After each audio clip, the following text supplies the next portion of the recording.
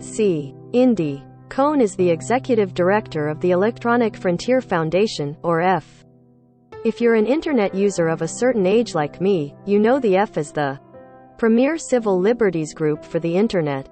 The EFF has fought pitched battles against things like government surveillance, digital rights management for music and movies, and government speech regulations that would violate the First Amendment. These fights were important and shaped the internet as we know it. But now the EFF is 32 years old, and a lot of those controversies aren't really about the government anymore.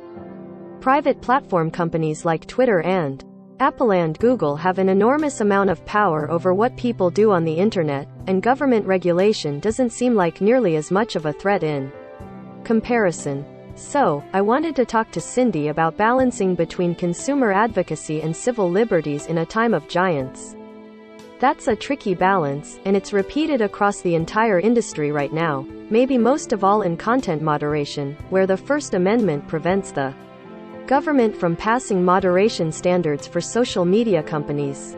But those same social media companies are under a ton of pressure to increase and decrease their moderation all at once. So, we talked about Elon and Twitter.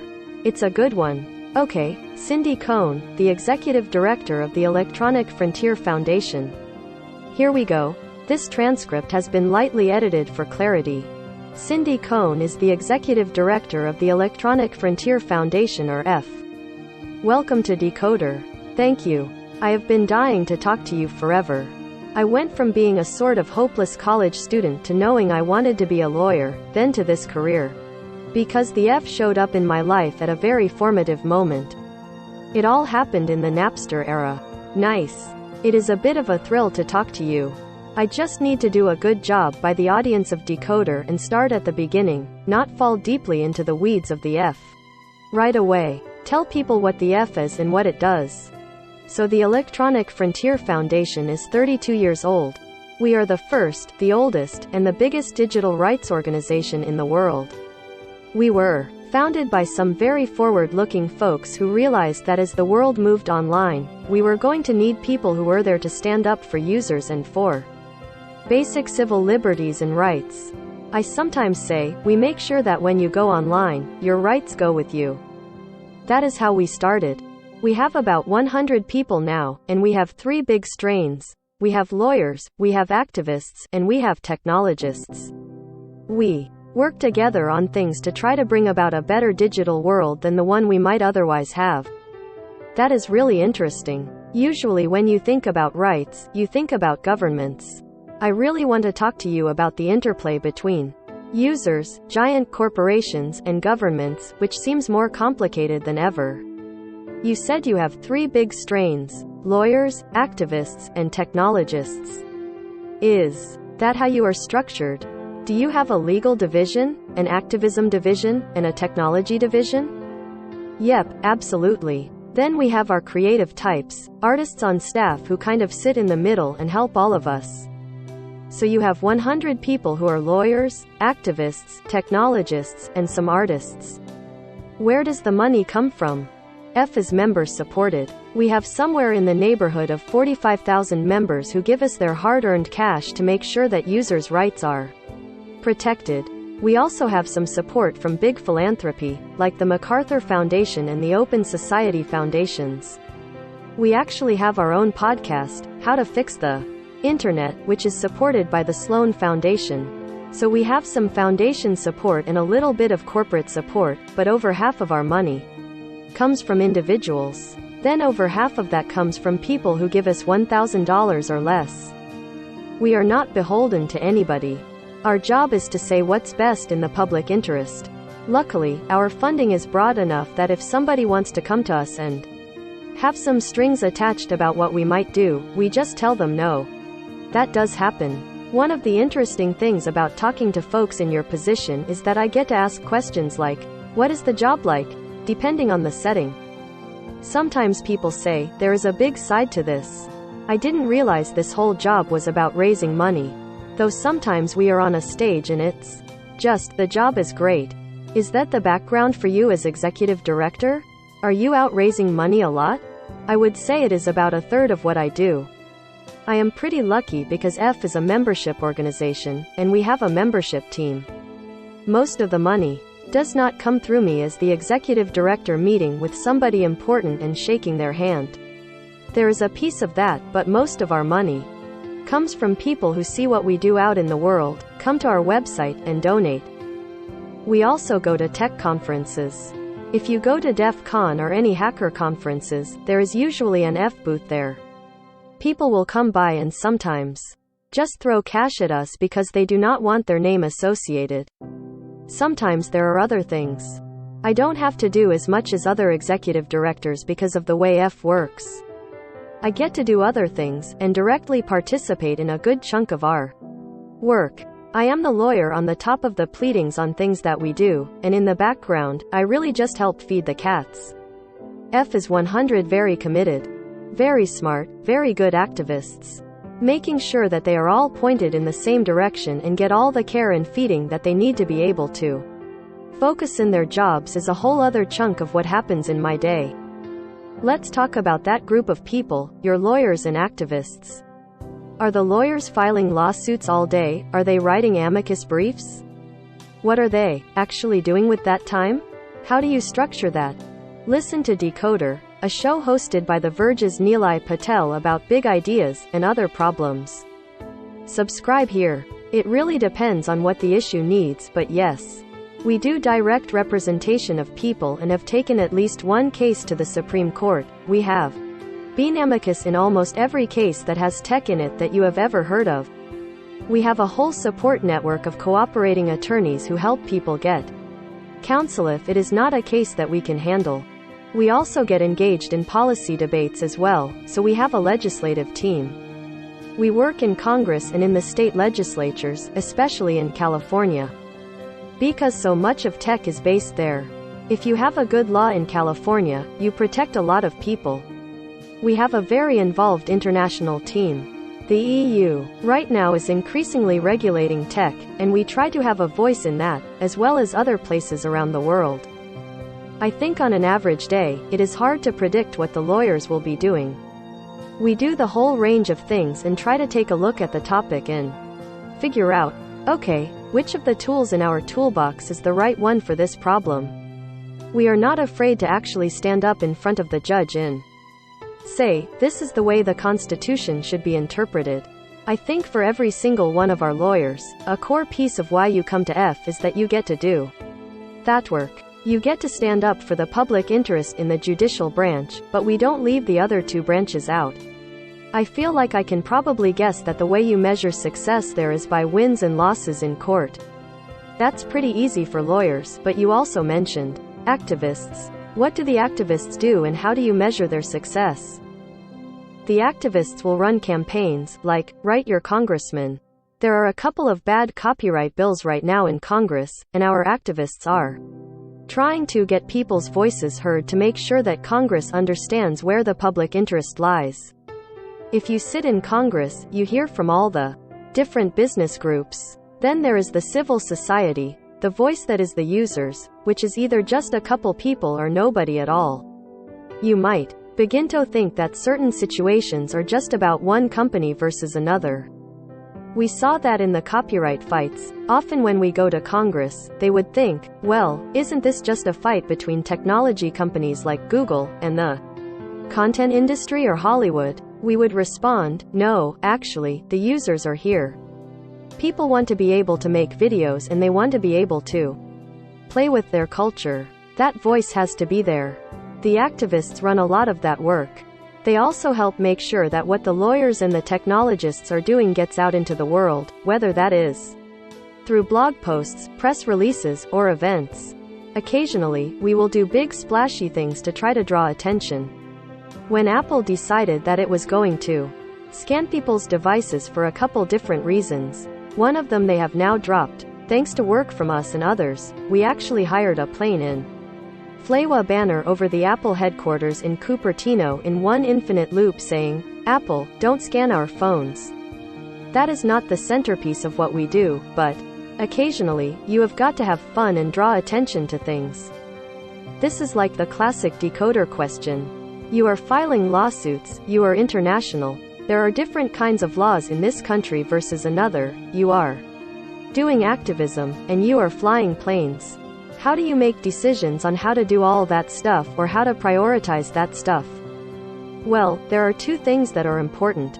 First, it is an art, not a science. There is not an algorithm or rubric that we go to. We ask, where can our skills do the most good at the level that we can do them? Second, we ask, is this something that if we don't do, it might not get done? Occasionally, we will decide, the whole civil society community is going to gather together to do this thing, and we want to be a part of that. That's probably third on the list. But our first thing is to do the thing that nobody else is doing. That is how we look at it. People come to us all the time with issues, and we look at, is this case going to help this one person or is it going to help a whole lot of people? Is it the size that we can do? If you do not have $1 million for some kinds of litigation, like patents, don't even try. While we do a lot of work in the patent space, we cannot do direct patent litigation because it is just too expensive. Same with antitrust. That is where the legal system has to be fixed, so that little guys can play before EFF can really make a difference. We work on lots of other ways to try to make that world happen, but we do not do the direct litigation. It is a conversation. I think the best people to make the decisions about what to do are the people who are doing the work.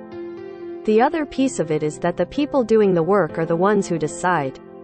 My lawyers decide what the right cases are. It is not an outside committee.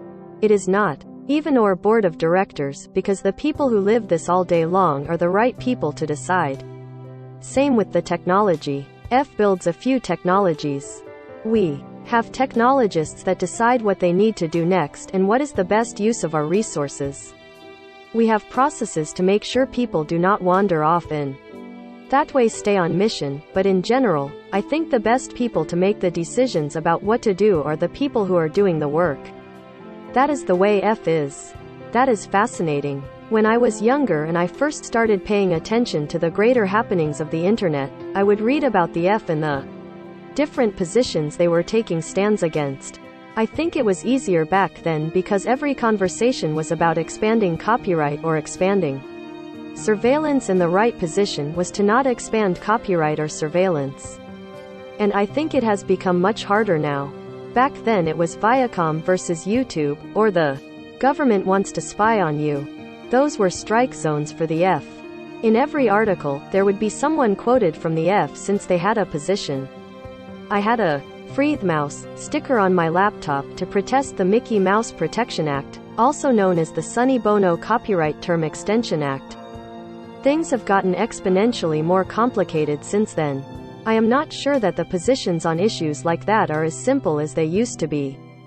We can actually use Mickey Mouse as an example because, like the addict I am, I was looking at Twitter just before we started the show. Republicans in Florida are trying to punish Disney, which has come out vocally against the Don't Say Gay bill. That seems like a pure exercise of free speech by Disney, and the Republican legislature is passing some laws to remove its special tax district. They are saying, we are going to do some stuff about copyright law. We have gotten too many copyright extensions, and the next thing we will do is take that away. That is a real ends justifies the means moment, right? That is the thing I have been thinking about. How are you balancing that and saying, the copyright extensions have gotten out of control at Disney's behest, but here it is just pure retaliation, so we don't want to get involved? Basically what I tell corporate folks all the time is that when you do the right thing we will stand with you, and when you do the wrong thing we are going to be your strongest critics. We don't decide whether we like Disney or not, but we look at, what is Disney doing and is it the right thing? When they are doing the right thing, we stand with them. When they are not, we are not. This has happened for us with Apple, for instance. When Apple stood up against the FBI and said, we are not going to break into people's phones, we were right there with them. We were big and loud and we participated. Recently, again, Apple decided it was going to change course and scan people's phones for certain purposes, and we were the biggest, loudest voice against them. I think, similarly for Disney, the retaliation is not something that we are ever going to support. We are going to say what we think about copyright term extensions, which is that they are bad.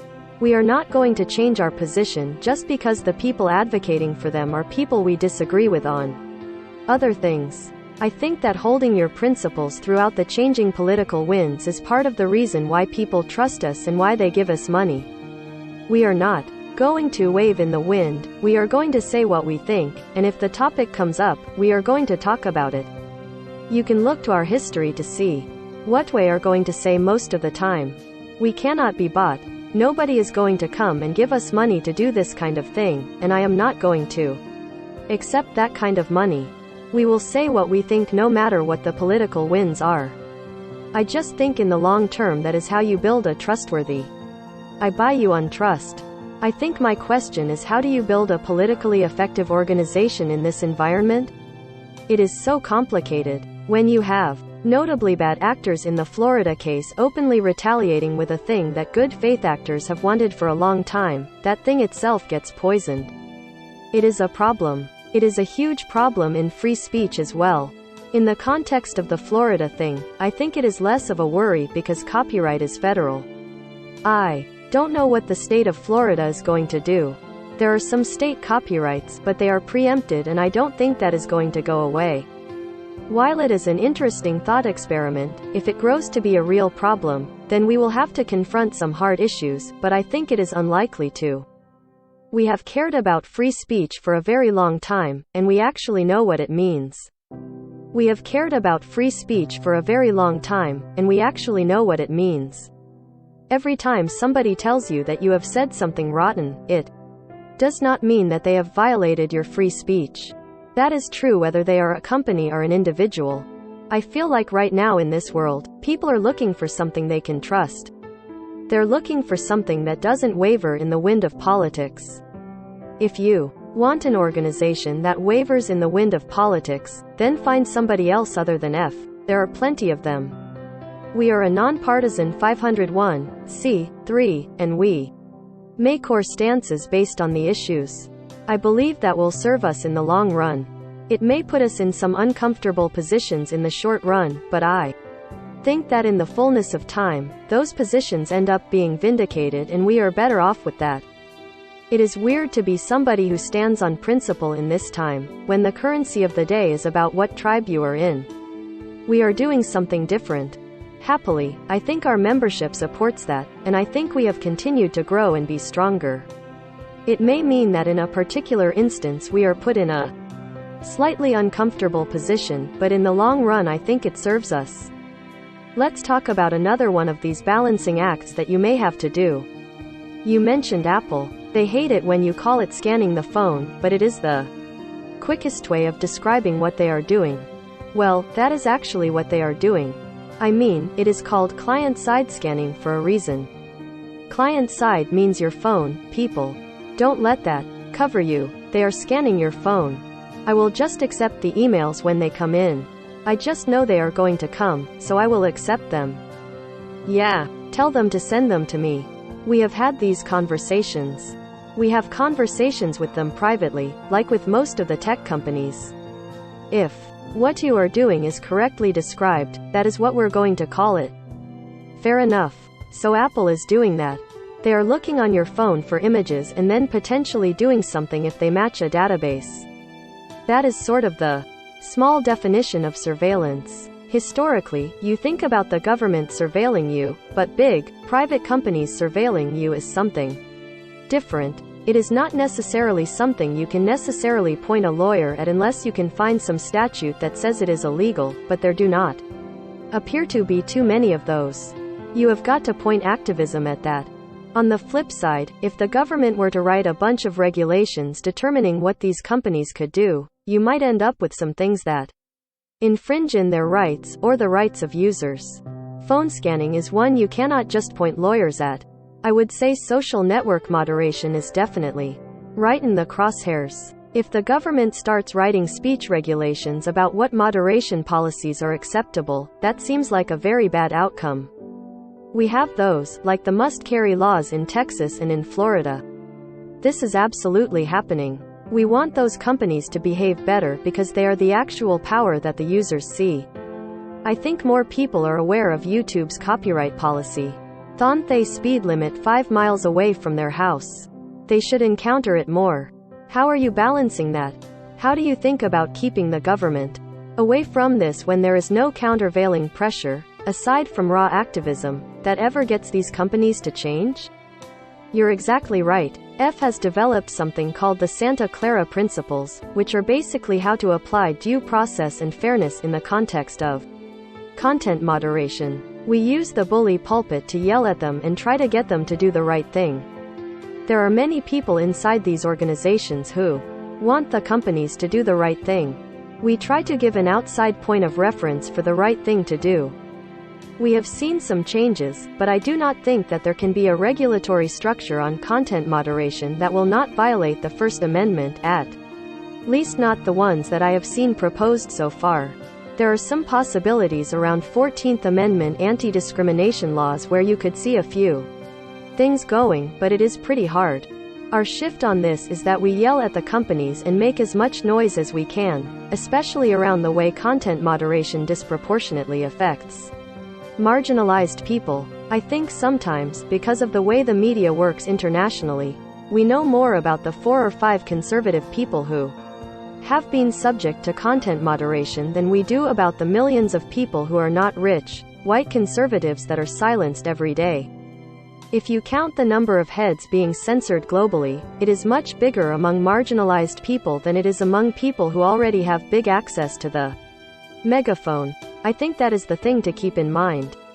If you are setting your answer based upon an unclear vision about where the problem happens, you are going to end up in the wrong place. That is what these must-carry laws are doing. They are responding to a minority concern, not a majority concern about.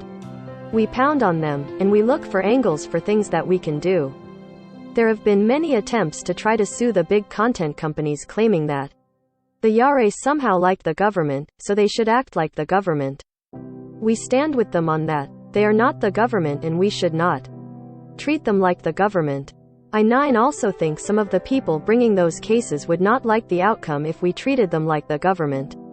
Anyway, I think the common carry kinds of arguments are not only wrong, but will not do what the people who are putting them forward think they will do.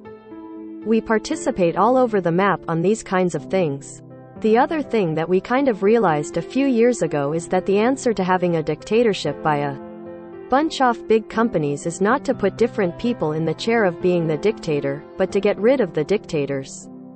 A lot of the work that we are doing is about how to reintroduce competition in things we rely on like social networking, messaging, and app stores. Replacing Zuckerberg as king with somebody else should not be our strategy. Our strategy is to not have any kings anymore. I think I would do a great job in that role. I just want to be perfectly clear. We all would. I certainly would. What did George W. Bush say? If this were a dictatorship, it would be a heck of a lot easier. A benevolent dictatorship is fabulous, but we really don't have any Richard versus the good kings. We need no kings. I am an American, and the king-based strategy is not the right strategy. Making billionaires into kings is not the right way forward. What we need is a bunch of different options, and that puts you in some different places. It makes you start thinking about antitrust law, and we support a lot of the reforms to antitrust law that is happening right now. We also think about things like interoperability, real adversarial interoperability. This is something that gets a little geeky pretty fast, but you should have a bunch of different ways to interact with your social media information, and you should be able to pick the community that you want to do it with. Mark Zuckerberg should not be in charge of what you see in your social media feed. You could pick Mark's if you want, but you ought to have 100 other options, including your local Kiwanis Club or the hacker space down the road. You should be able to pick and choose what your interface looks like, what the recommendation engine is prioritizing, and how that works. That means we have to build a network that looks a little more like the original internet and not like these gigantic platforms that we have evolved into. EFF has this mix of lawyers and technologists, people who are deeply engaged with the technology, and has really championed this as a piece of the story about how we get out of the problem of social media. There are some tech things that we could harness. We all were able to have the home internet revolution because anything gets plugged into our phone network other than our phones, the security will go crazy and the world will fall apart. The FCC said no, which is a set of decisions called Carter phone. That was the first one that let us plug our modems into the telephone line and get the internet into our houses. We have done this before. It was a mix of regulation and innovation. I know this is kind of a long digression from where you started, but it is because the problem of trying to fix social media at scale is so hard. If we really want to get back to a place where we have privacy and free speech that includes empowering marginalized voices, then we need to start thinking about how to have real competition in these technologies. If we really want to get back to a place where we have privacy and free speech that includes empowering marginalized voices, then we need to start thinking ABOUTHOW to have real competition in these technologies. I just want to push on that a little bit. I'm with you. It is a strange turn for a civil liberties organization to say, actually, what we need to do is deploy state power to regulate large corporations. It takes you away from the user and directly into the fray of one corporation versus another corporation. Epic Games would love for the antitrust laws to be rewritten in this country. I do not think they have a civil liberties posture in mind at the end of that. Well, no. As with many things, people can have different values that they go into the conversation with. I think from our perspective, it is a civil liberties problem when free speech and privacy are beholden to just a few gigantic companies that have a business model. I throw privacy in here. We talk about free speech a lot because it takes up all the air in the room, and it's not unimportant. But the surveillance business model is why these companies are so profitable and why it is so hard to take them down. I think that if you care about civil liberties, you just cannot ignore the problem. As a couple friends say, Cory Doctorow is one of them. The internet has become 5 giant tech companies using screenshots of the other 4. We have to create competition if we want to create the preconditions for real civil liberties. Does that involve governments? I don't think it has to, but I think there are ways that governments can be involved, just like with the Carter phone decision. It is not a question of whether to regulate or not, so much as whether regulation stands with users and spurs innovation. I would love to have Facebook decide they were going to open up their APIs and let you build a front end to look at all your social media at once. A little company called Power Ventures built that a few years ago, and they got sued into a smoking hole by Facebook using the anti-hacking laws. Laws are here. Facebook protects its monopoly by having laws. If we want to undo that monopoly, we are going to have to look at some of the laws that they use to protect themselves. As somebody who came up on the internet in the 90s, it is definitely the case that government can do really dumb and awful things. In the 90s, it was because they did not understand at all what people were doing online. Now, it is a little different. They often do understand, but they get swayed by one big company or another. I would be very happy to have a more competitive future in this context, but I think a lot of laws and structures are keeping us feeling stuck in this time. It is fair to inquire about whether we could do something better. What would Carter phone for social media look like? I want to talk about that a little bit more, but first I want to grab onto something you said. You said, take them down, in relation to the big companies. Is the goal to take them down? Not necessarily, but if we have to take them down in order to achieve the goal of empowering users and putting them back in the driver's seat, I am not opposed to it. I think that is different, but it may take you to the same place. I do not have a problem with companies being big or rich, but the side effects of whether people can speak on their privacy in the digital world that we are living in, I want to fix that. You know, how to fix the internet. If we cannot fix the internet while having the current tech giants and billionaires in charge, then we have to get them out. The question is how we get to the end goal where users are empowered, people have real choices, and people have privacy again. Then you see where that takes you. As I said, we did not really decide to get into thinking about competition at EFF because we needed a bigger mandate. We Decided because we started seeing intractable problems that we felt were not going to be fixable unless we started talking about how to bring competition back to digital services. Facebook trying to do content moderation at scale is not working, and I think everybody agrees it is not working in very different directions. I think it is over censoring marginalized voices, and it may be under censoring other kinds of voices. There is no due process and people do not. YouTube is another one. People may feel like YouTube's copyright policy is tremendously important to them, but boy is it opaque. You can't figure it out. We have to help people all the time who get taken down for weird reasons. The fact that we have a hotline to YouTube to say, look, you just did this dumb thing, does not scale. We grew out of those problems.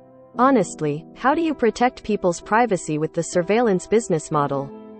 Back to a thing you said, government surveillance and corporate surveillance are very different things as a legal matter, but corporate surveillance is feeding government surveillance.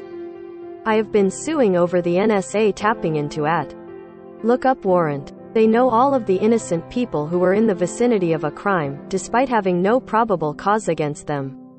That is because Google has all that information and is subject to government request for it. I know I am getting far afield again, but people sometimes ask me, are you more worried about government surveillance or corporate surveillance? I respond with, if you don't think that government surveillance relies on corporate surveillance, then you have not been paying attention, my friend. They are not two distinct categories anymore, and have not been for a very long time. Sorry, I went off from your question. If you don't think that government surveillance relies on corporate surveillance, then you have not been paying attention, my friend. No, I think this is the heart of it. In almost every issue that you can think of in tech right now, whether it is surveillance, privacy, interop, copyright, law, or however anyone wishes to define free speech at this moment in time, there is a set of powerful corporate actors that are the first touch points for users, and the users care about their actions more. Then there is the legal framework that they operate in. The government is much more theoretically restricted in what it can do than any of the companies. Yes. I think this also makes the regulation that they can impose much more potentially restricted, especially when it comes to speech, surveillance, and security. Yes. They have a big range inside the realm of contract law, those click-throughs, to do a whole bunch of stuff. This is not the only thing we do. There are also a lot of laws supporting them that I think we need to inquire about. EFF has spent years working on the Computer Fraud and Abuse Act, which Facebook used, along with some state laws, to crush a competitor that was offering user a different interface into Facebook. There is a little company called HIQ that was sued by LinkedIn for offering a service that was based on scraping publicly available information off of LinkedIn. We were able to get the Supreme Court to interpret the Computer Fraud and Abuse Act in a better way, and the Ninth Circuit confirmed that scraping a public website in order to create a competing product is not a violation of the anti-hacking laws. On the one hand, the companies have a lot of space in their contractual and other areas to do things, but it is important to remember that they rely on laws sometimes to protect their monopolies. We need to start talking about that as well. One thing you have mentioned a few times now is true interoperability. A theme on Decoder over the last few months is Web3, the blockchain.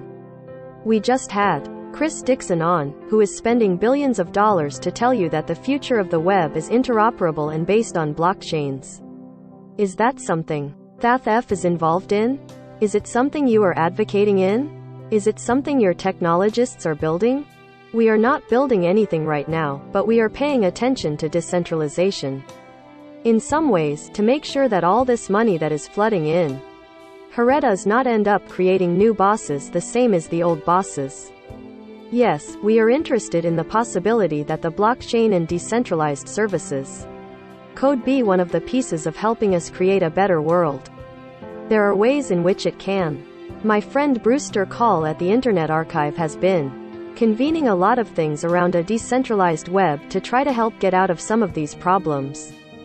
We think that there is promise here, and an awful lot of grift, too. We are trying to make sure that we recognize the babies in the bathwater and don't throw the whole thing out, while at the same time making sure those babies actually survive the big grift, Ponzi scheme feel of a lot of what is going on in this world. We feel like we need to do it. We obviously have a choice to pick what we do, but this is big and it is important. We would end up in a better place if we could vindicate some of the values here, but it is not guaranteed. If we and other people of goodwill are not in there trying to make sure that this thing ends up creating good, not just creating bad or fleecing people, then I am not sure it will automatically happen. I think it is one of those situations where we feel like we have something to say. We feel like we understand the difference between what is possible and good, and what is not. It would be unethical in terms of our values to just walk away, because there is so much grift going on. When people want to make interoperable things, we want to support them.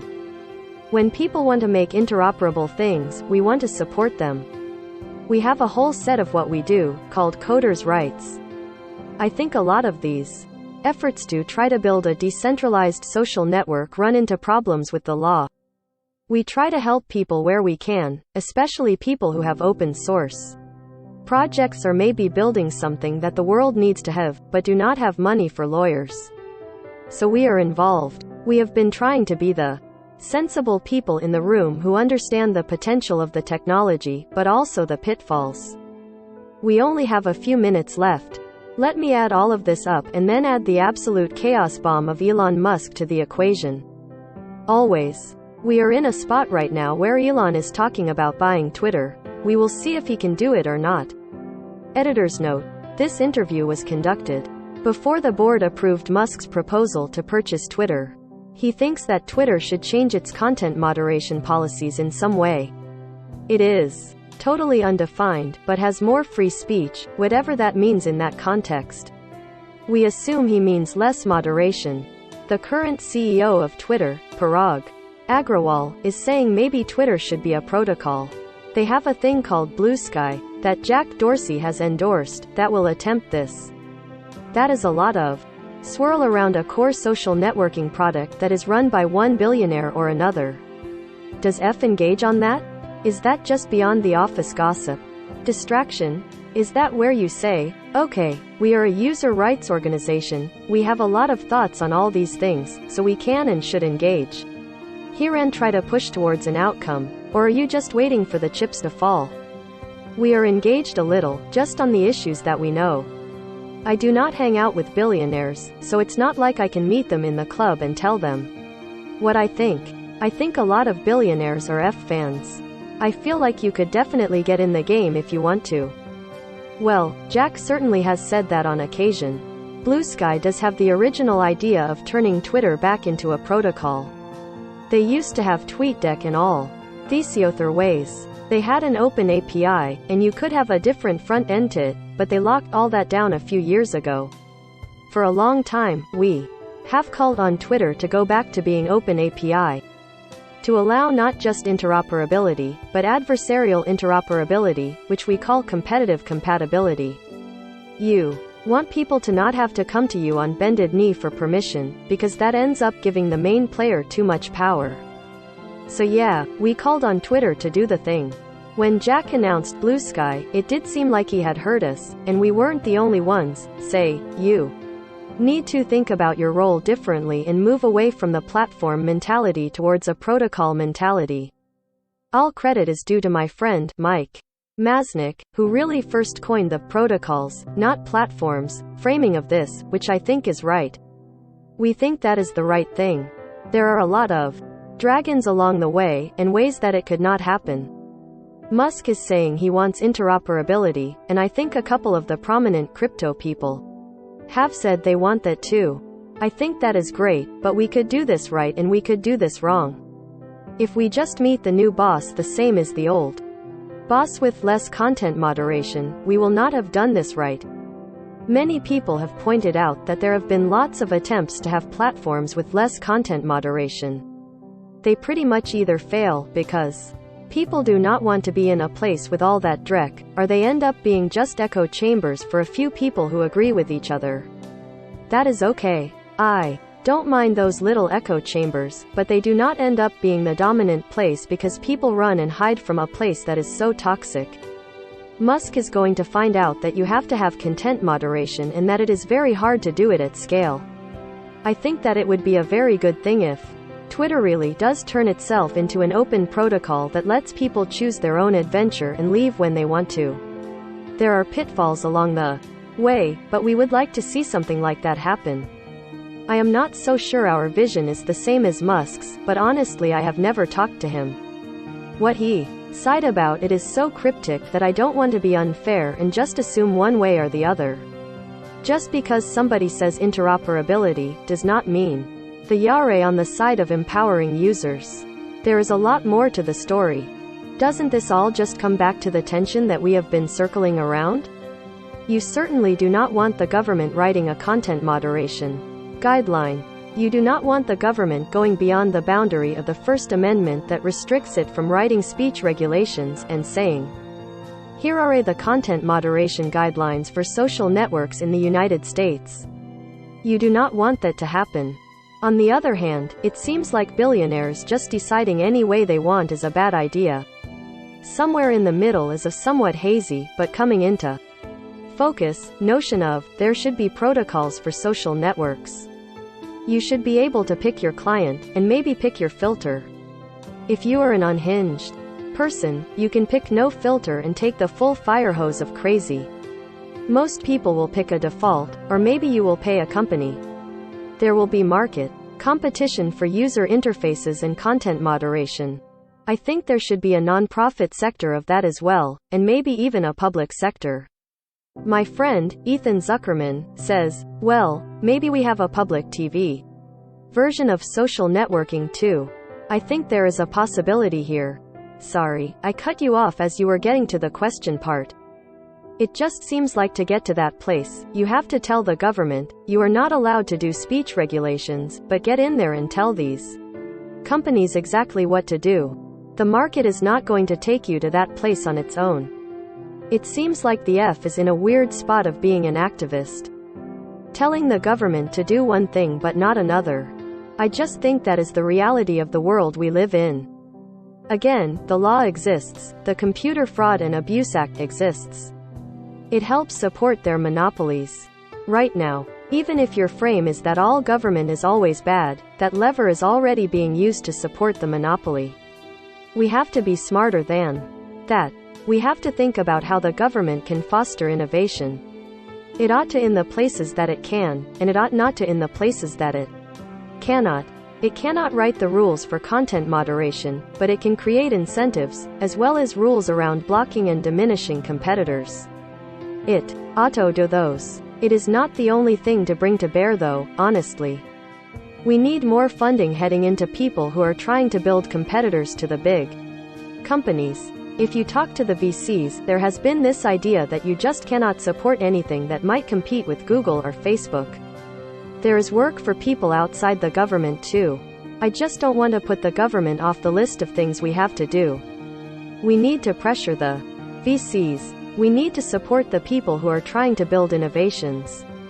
We need to intervene like EFF did in the Facebook versus Power Ventures case to protect small competitors who find themselves being crushed. There are some governmental things, but there are also a lot of non-governmental things we need to do. We need to really envision the world we want to make and then find the levers where we can push toward it. Some of it may be for people to just build the thing and use the thing, the next new project. We used to have this cycle of innovation, where a technology company would come along and it would own the world one day. Yahoo owned search, then MySpace owned social networking. Then the next one would come along with the next innovation, and they would just eat their lunch. That cycle has stopped. We have the same companies that we had 15, 20 years ago still in charge of our online experience. We need to do a whole bunch of things to shake that up. It was not just one thing that got us into it, so it is not going to be just one thing that gets us out. I think users are feeling hopeless and helpless.